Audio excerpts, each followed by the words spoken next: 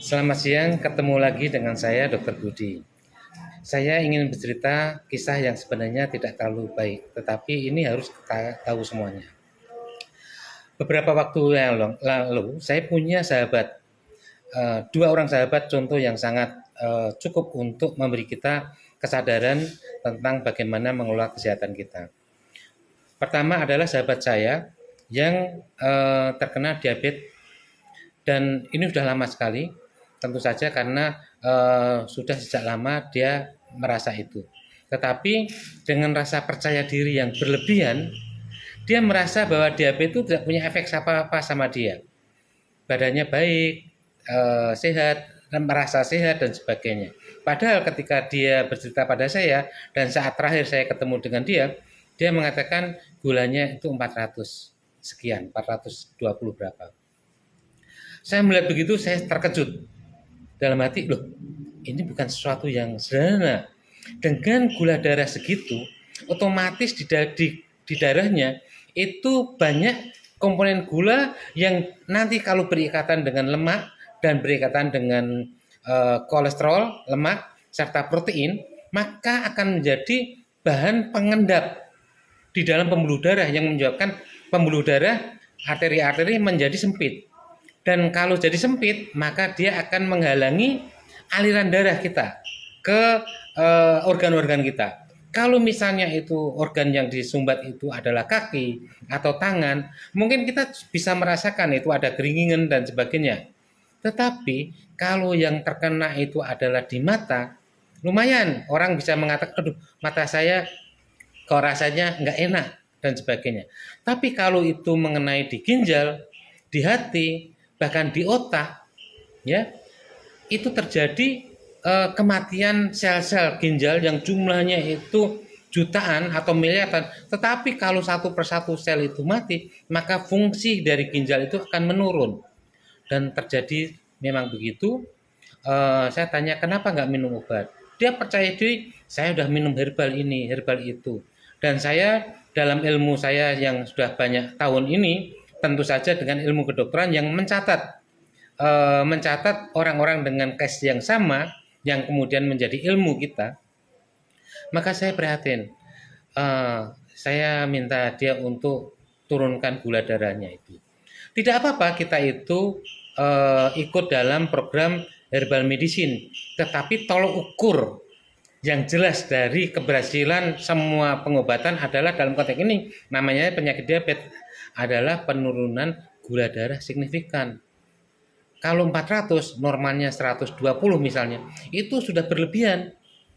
Dan saya mendapati kabar terakhir beliau masuk rumah sakit kolaps karena ada kegagalan di jantung dan kemudian di ginjal.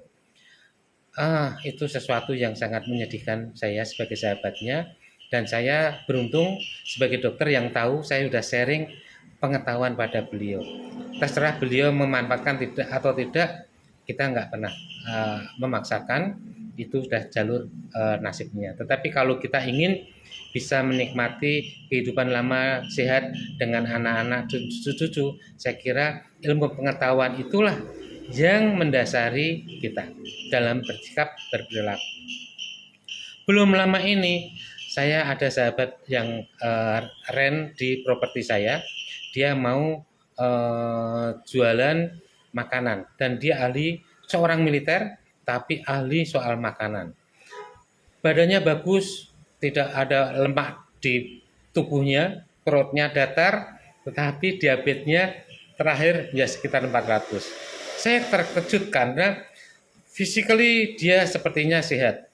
Setelah bilang begitu, oh dulu dia mengeluh pernah tinggi dan pernah dirawat di rumah sakit. Terus saya tanya, kenapa kok sekarang begitu tinggi lagi? Apa dia nggak minum obat? Dia ngaku memang tidak minum obat dan percaya diri tidak minum obat. Dan dia yakin obatnya yaitu herbal medicine ini sudah cukup untuk dia. Tapi ketika saya melihat gula darahnya masih tinggi, saya mengatakan ini belum cukup. Makanya saya minta dia untuk minum obat. Dia bilang ya, tetapi itu untuk menyenangkan saya sebagai teman sebagai dokter juga untuk meyakinkan bahwa dia sudah mengikuti nasihat saya. Tetapi sepertinya entah iya atau tidak, atau memang karena sudah terlambat. Saya dengar seminggu yang lalu beliau harus masuk rumah sakit. Dan saya tahu sekali lagi dengan gula yang tinggi sekali itu otomatis ginjal akan mendapatkan beban yang tinggi. Pengendapan gula dengan yang beradu dengan protein dan lemak, lipoprotein, menyumbat pembuluh darah ginjal, dan ginjal akan menjadi rusak. Ini berbalik pikiran dia pikir bahwa minum obat-obatan gula jangka lama ginjalnya rusak. Keliru sekali ini dan keliru ini bukan kesalahan dia. Kesalahan yang fatal adalah dari orang-orang yang tidak tahu, yang mengatakan dirinya dukun, yang namanya dia pinter, ya, ini obat kimia dan sebagainya. Ini adalah kebodohan, ketidaktahuan yang akhirnya dimanfaatkan oleh tukang-tukang obat seperti itu. Saya sedih sekali karena obat diabetes yang dikatakan itu kimia, ya memang semua yang kita makan juga kimia.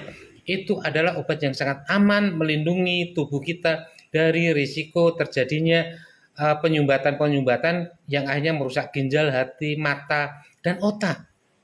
Makanya ketika saya dengar itu saya gelo karena dia menurut saya masih terlalu muda untuk merusak ginjal seperti ini. Dan sekarang dia harus cuci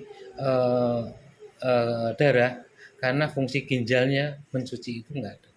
Dan saya sangat prihatin orang yang sudah gagal seperti ini ada iming-iming lagi tidak perlu cuci darah minum obat ini. Waduh, ini tol sekali. Tetapi itulah yang terjadi di negeri kita ketika pendidikan kesehatan menjadi sangat mahal, langka, dan nasihat yang diberikan oleh dokter di ruang praktek terhambat oleh silaturahmi yang sangat pendek sekali.